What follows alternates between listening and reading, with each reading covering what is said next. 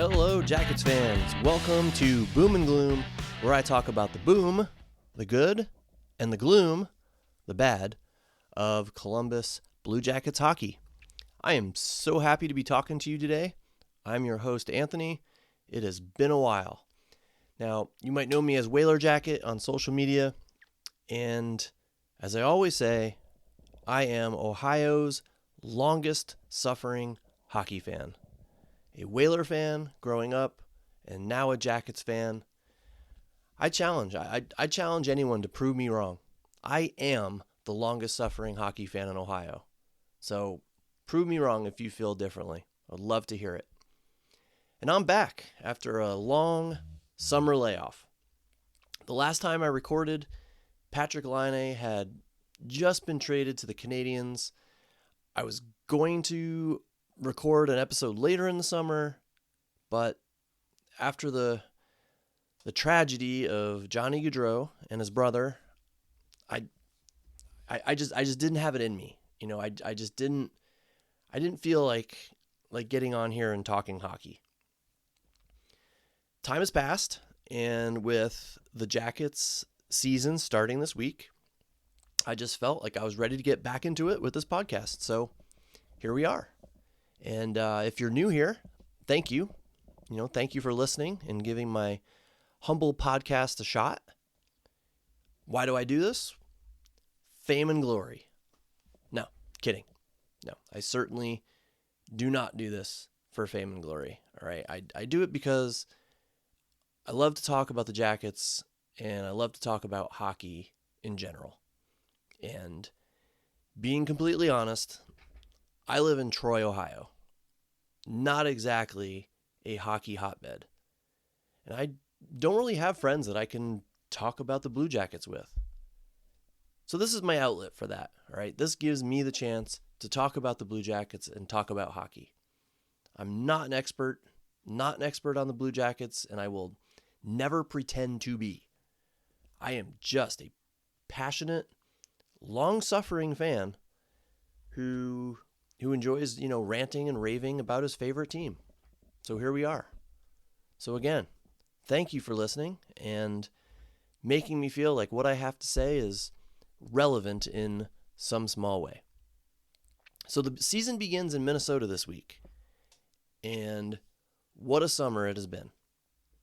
I'm not going to talk about the tragedy, okay? I feel like everything that needed to be said has already been said, by others. Okay. I don't feel like anyone needs to hear my feelings on it at this point. Okay. I want to talk about the upcoming start of the season. I want to talk about some positivity here. And before I get into all that, I do have one thing I want to mention. All right. Being a Jackets fan is like showing up for your hockey game and playing hockey. But while you are on the ice, you are repeatedly punched in the gut, slashed in the groin, and high stick to the face. That's what being a Jackets fan is like. Sure, you're doing what you love. And I love playing hockey. But man, do you have to really pay the price for it? Okay, that's what it's like being a Jackets fan. You do what you love, but you pay a price for it. And I'm going to tell you right now, I do not believe in curses. I am hearing and reading a lot of people out there saying the Jackets are a cursed franchise. I'm a teacher, and my principal even came up to me, and he doesn't know much about hockey, but he has read all the news about the Blue Jackets, and even he says, "Oh man, they're a cursed team." Well, I don't buy it. Okay, I don't buy the whole curse thing because of where the arena is built or whatever reason there is for it. I just don't believe in curses. But I do believe in bad luck. And that seems to be the type of luck the Jackets can't seem to get away from. And it's primarily the type of luck they have had since their existence. It is rare for a professional sports team to lose a player due to a horrific accident. Well, the Jackets have had it happen twice now in the past 3 years. It's rare for someone to pass away at the home arena or stadium of a professional sports team. Yet that has happened to the Jackets as well. Bad luck just seems to rear its ugly head with this organization. I can go on, but those are like the most extreme, most horrible examples that just came to mind at the moment. So it's not a surprise that bad luck is once again factoring into the Blue Jackets' start to the season. This is supposed to be a season of healing, and yet we can't seem to escape the injury bug. The last 2 seasons, and I don't have the actual data to back this up, but I believe the Jackets were ranked in the top 2 in the league in terms of man games lost to injury. And if they weren't in the top 2, like I said, I don't have the data in front of me, then they were close. And it appears we are starting off the same way this season. The season hasn't even started yet, and we're starting off this way. Gavin Brindley, broken finger, out 4 to 6 weeks. Now, he may or may not have made the opening night roster, okay, but I think it's still worth noting. Significant injury like that. Then, Dmitry Voronkov. He goes down with a shoulder injury. And I watched the play, and it in my opinion, didn't seem like much. The dude is 6'5" and built like a tank. But he was hit, just right. Just the right way to do something to his shoulder. And I haven't heard anything specific yet about what the injury is. Maybe I missed it. Maybe it has been discussed, but I have not seen it. But I figure it's got to be something like a torn labrum. The injury that just seems to keep on happening to the Blue Jackets. Torn labrums left and right. So we've been told to expect him to be out long term. I heard rumors that say he might be out until the spring, possibly for the whole season. And this guy, Voronkov, he was a force last season. And I was so looking forward to see what he could do now that he had a full season under his belt. 20 plus goals, not out of the question at all. But you know what? Losing him just wasn't enough, was it? No, it wasn't enough that we lost our best player to a horrible tragedy. It wasn't enough to lose our biggest, most powerful forward before the season even begins. Now that wasn't enough of a high level of bad luck for the Jackets. No, we had to lose our captain too. Boone Jenner loses an edge in practice and crashes into the boards. Upper body injury, out long term.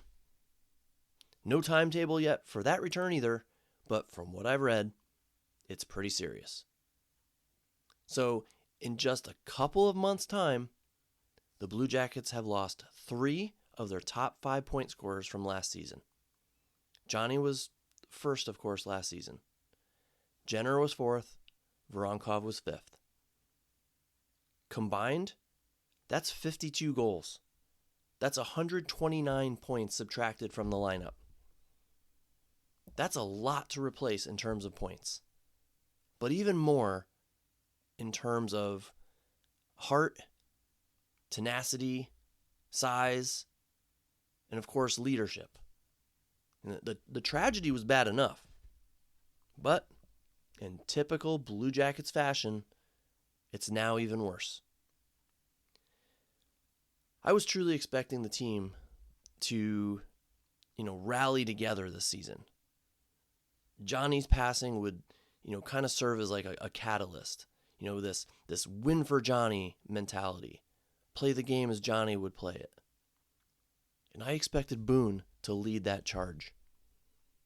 Well, it's going to be much more difficult for him to do that from the sidelines.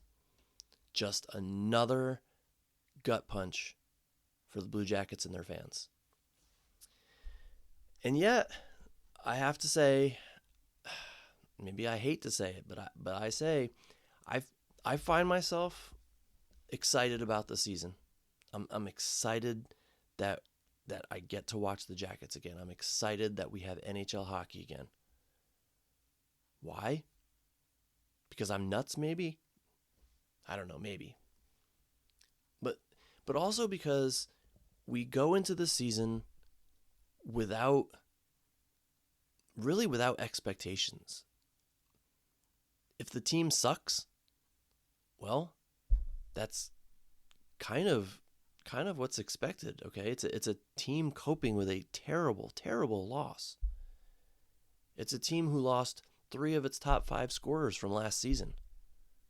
So nobody's gonna expect much different from that. And if the team does better than predicted, well, that's not going to be a total surprise either. I mean, they're going to play their hearts out this year in honor of Johnny's memory. I mean, that's what Johnny would have wanted them to do. And the youngsters, they're going to get more experience. They're going to get more ice time, and they're going to improve.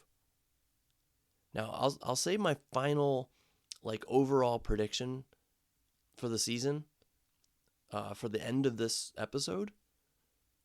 But for now, I'll just say there really should not be any expectations. The season for everything that has happened is a wash. All right? It's a wash.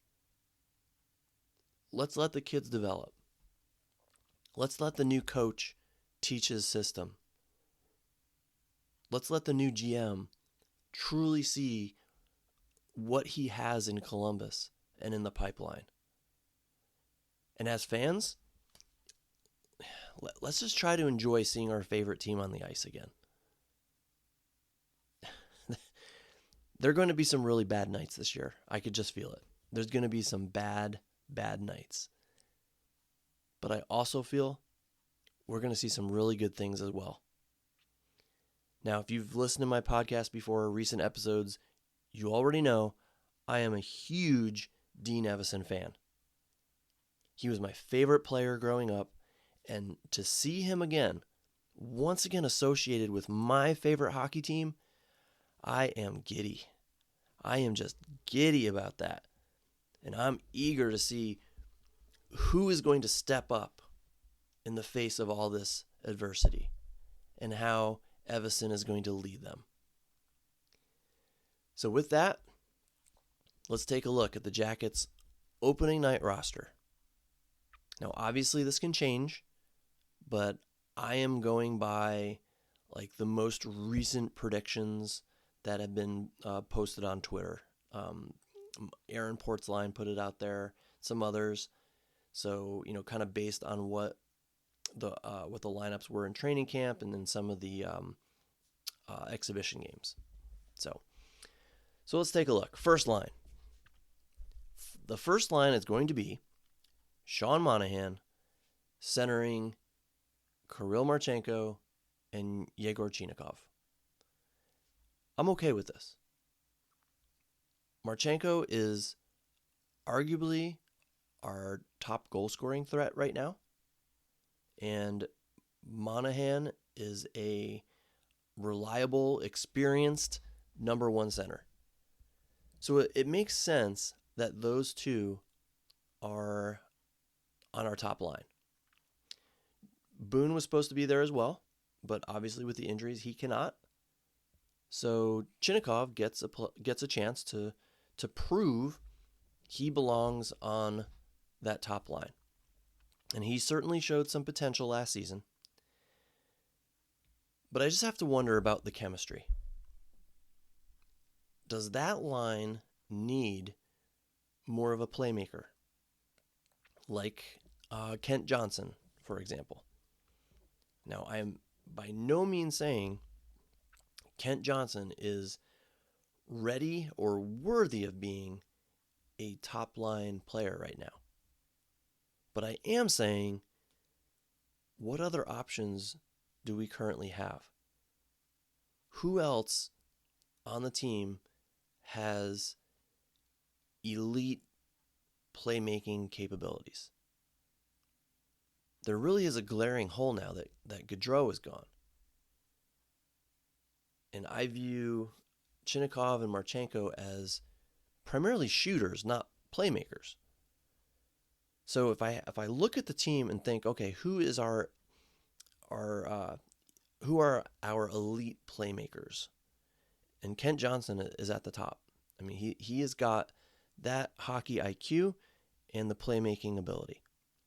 So I'm thinking if that line ends up needing more of a playmaker presence, that's who Evason's going to try up there. It's going to be Kent Johnson moving up. So we'll see how this pans out.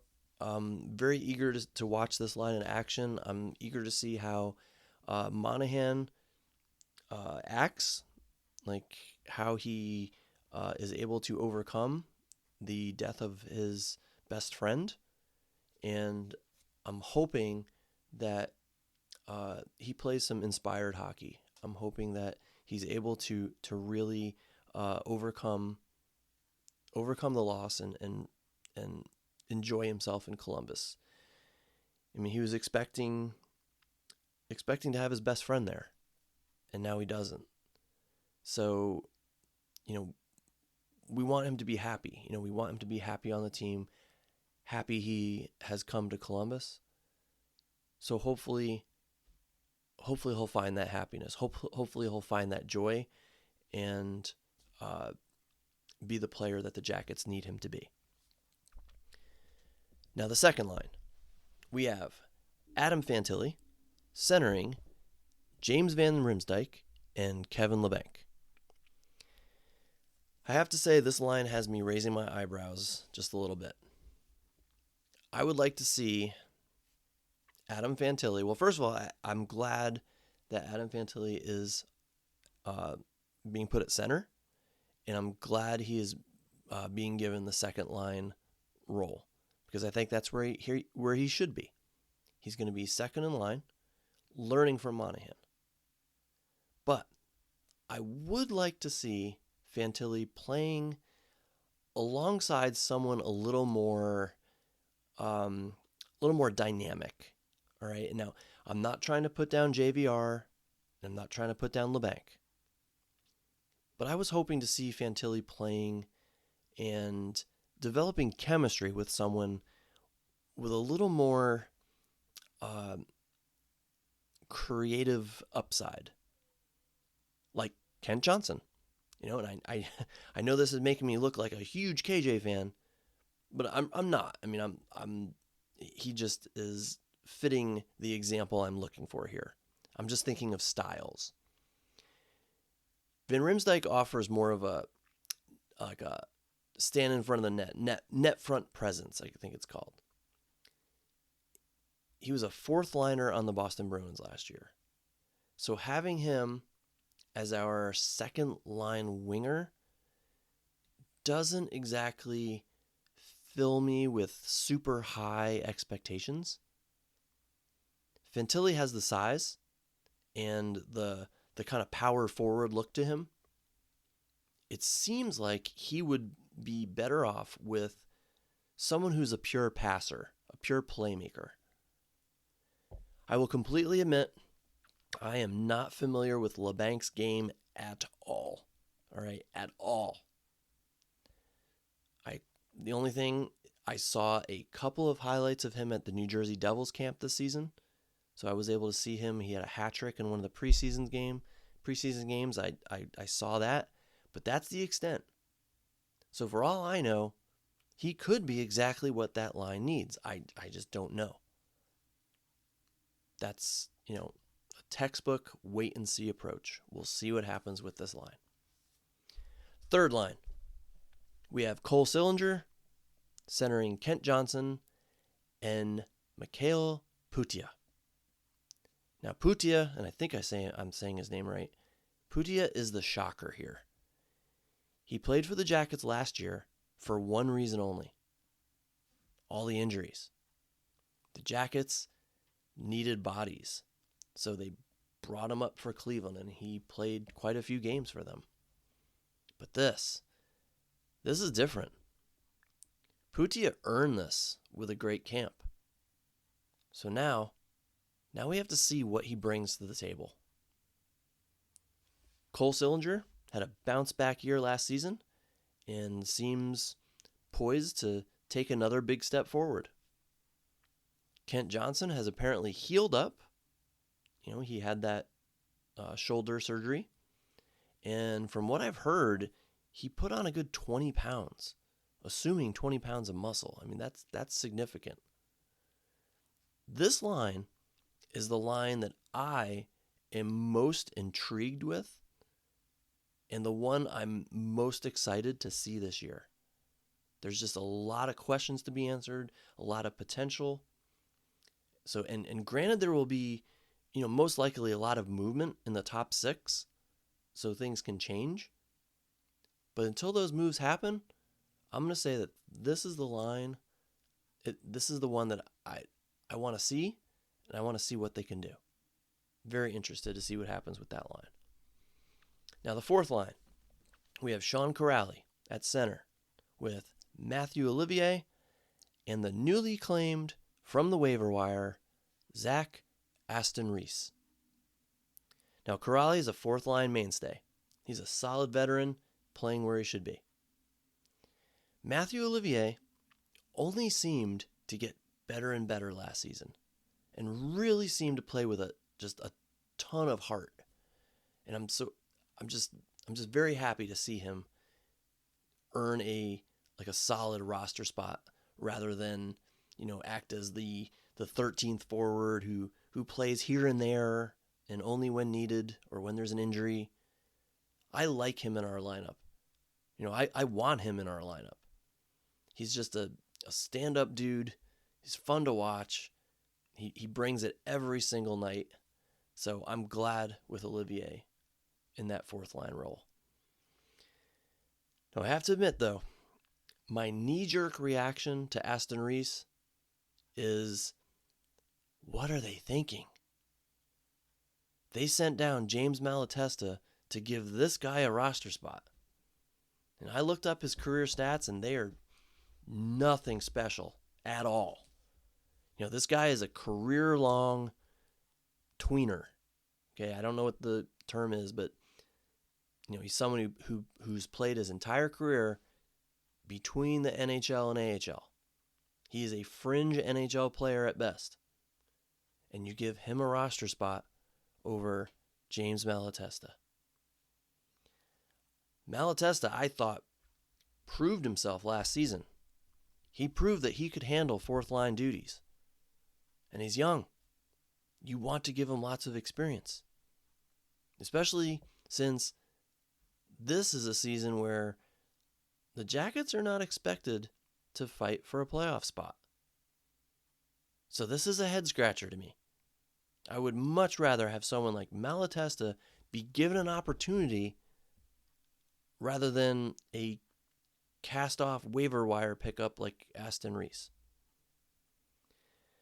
I admit, we're talking about the fourth line here, okay? This is a minor move, so maybe I'm overthinking it, but this is the first time so far, the first move that Don Waddell has made where I thought to myself, why?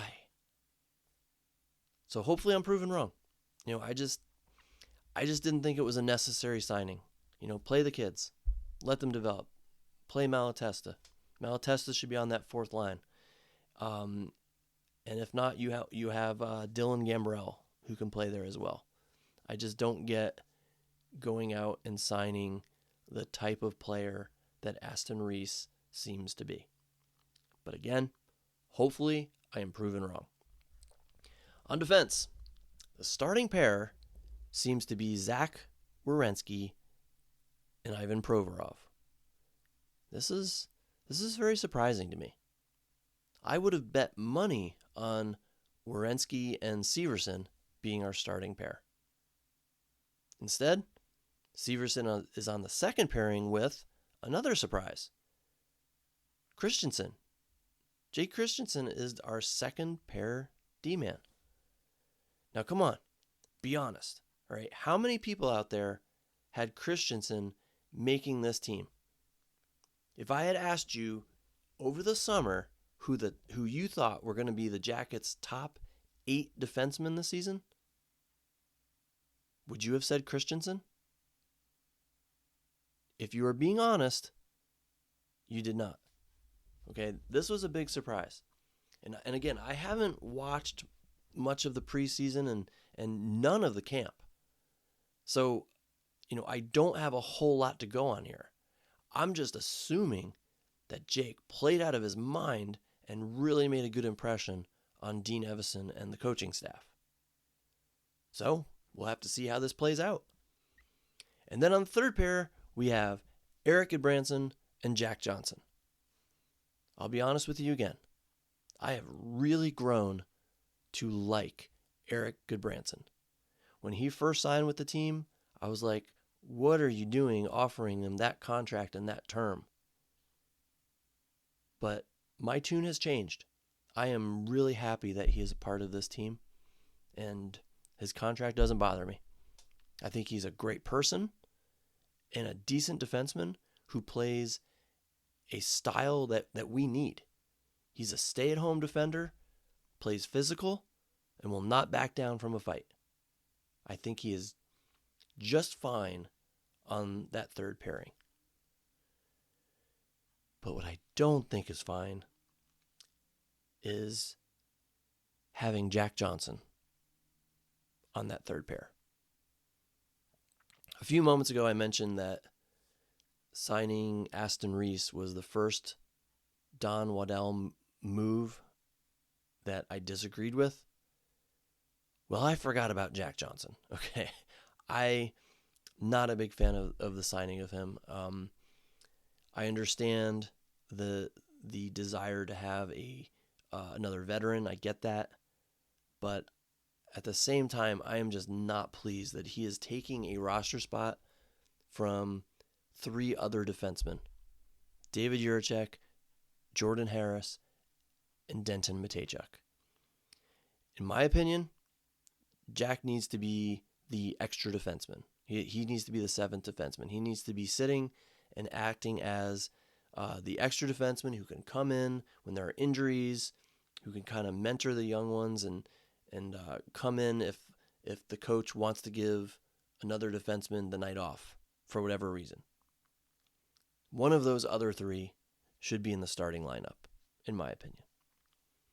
Which brings me to another point. Denton Mateychuk. From what I've heard and what I've read, again, because I have not watched any myself to give a personal opinion on this, but Mateychuk should be on this team.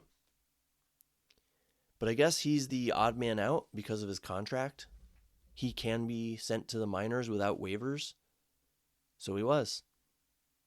Now he'll get plenty of ice time. But man, does it seem he deserves to be with the big club. And again, I'm really surprised to see Christensen earn that second pairing spot.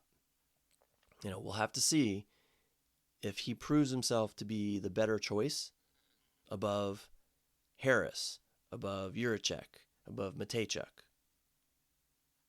And speaking of Jiricek, I guess he obviously didn't wow anyone in camp. Has it reached a point now where we can say that Mateychuk, although he was drafted lower, now has the higher upside? I almost think it has. Jiricek just hasn't earned it, I guess.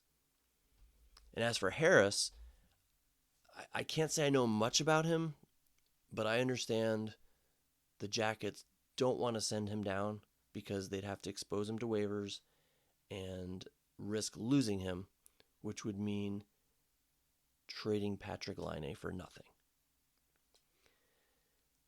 That brings me to another question. Is there anyone out there, who feels Provorov will be on this team at the end of this season? If so, I would love to hear your reasoning. I'm just curious to hear why you would think that. Because my feeling is that he's as good as gone at the deadline or even sooner. And that may be what triggers Matejchuk's insertion into the roster. So, looking ahead to next season already, I mean, if everything falls into place the way I think it will, you'll have Werenski Severson, Matejchuk Harris, Jiricek Goodbranson next season. Plus Christensen, depending on how he performs this season. And is this Goodbranson's last year of his contract with the team? I can't remember, but I think he has one more year after this. I could be wrong on that one, so I'm not sure. But we'll have to wait and see. Okay, sorry, I rambled a bit there. Still have to talk about goaltenders. It's the last thing, goaltenders. We have Elvis Merzlikins and Daniil Tarasov. That's our starting tandem for this season. And from what I've heard, from what I've read, neither have truly played above and beyond so far. Nothing I've read or seen gives me any sense of confidence with the net minding situation this season. Specifically, I have read that Tarasov has looked particularly bad. So that is not good. With Jet Greaves on a one-way contract next season, it seems reasonable to say that this is the last season of the Elvis Tarasov tandem. One or both will be gone next year. My prediction?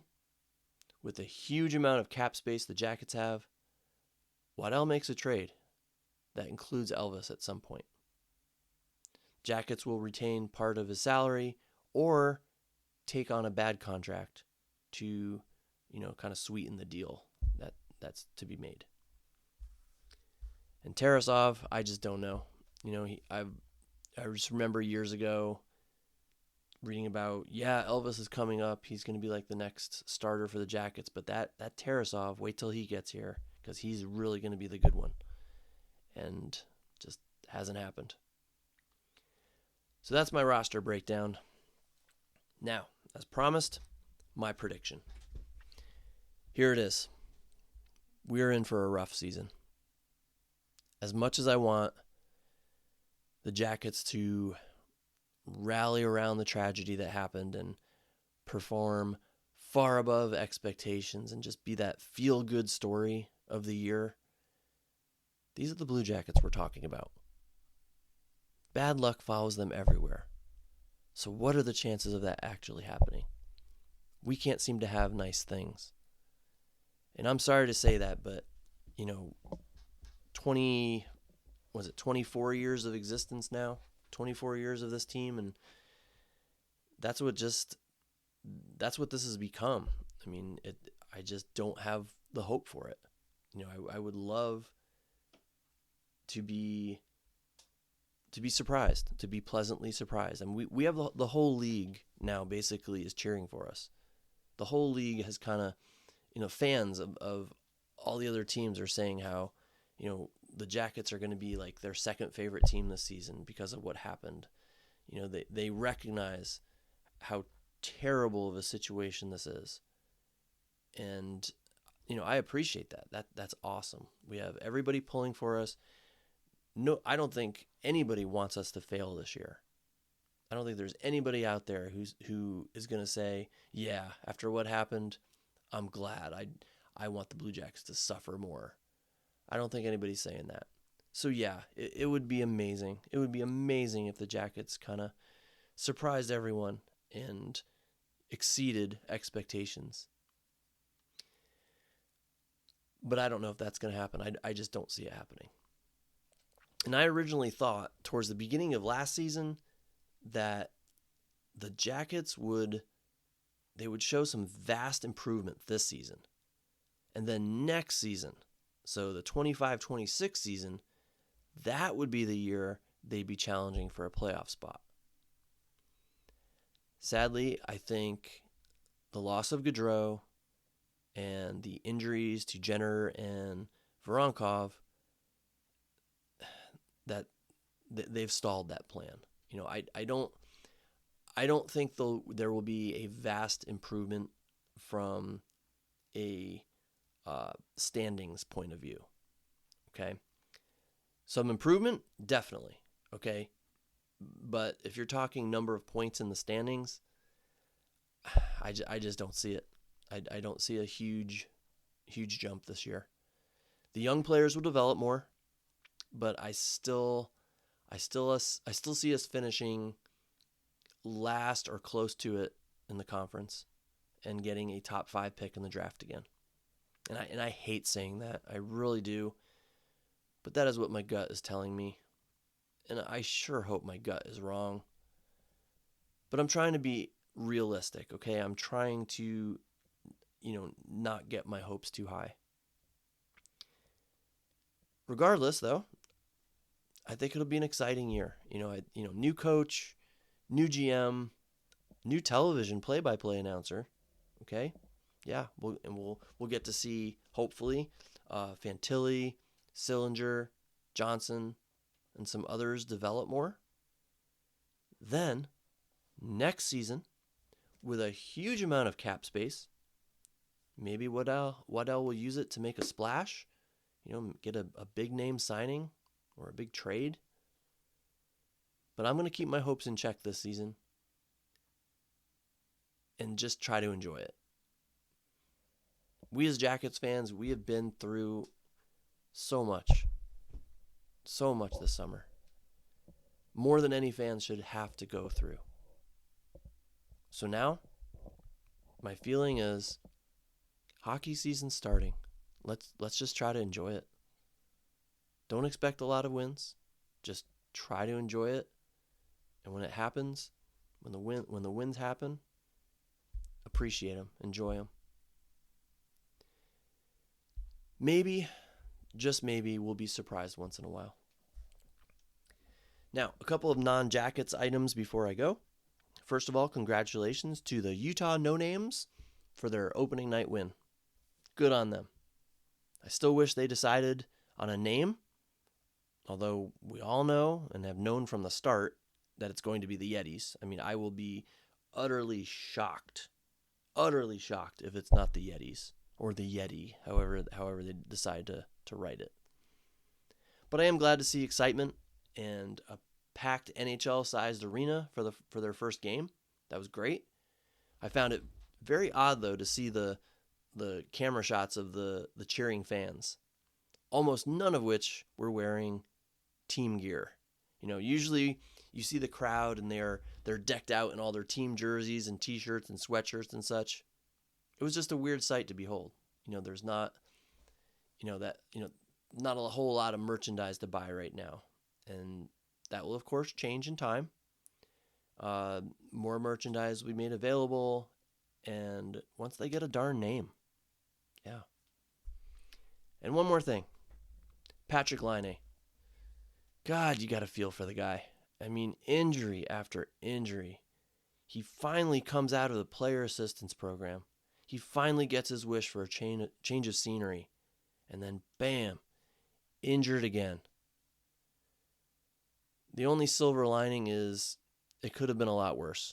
Watching that replay of the hit on him, I mean, it sure looked like an ACL, like a torn ACL or MCL injury.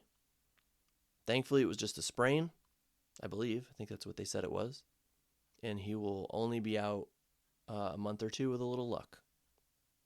Good luck. Something the Jackets don't seem to ever have. So thanks for joining me today. Please hit me up with any questions or comments you might have. Or if you'd like to be a guest sometime, let me know. We can make that happen. I'm going to try to make this a bi-weekly podcast this season. So, every 2 weeks, a couple times a month, I will pop on here and ramble on about the Jackets. I hope you come back and listen sometime. Enjoy the start to the season, everyone. I'll pop on here again in a few weeks for another episode of Boom and Gloom. Until then, take care. Go Jackets.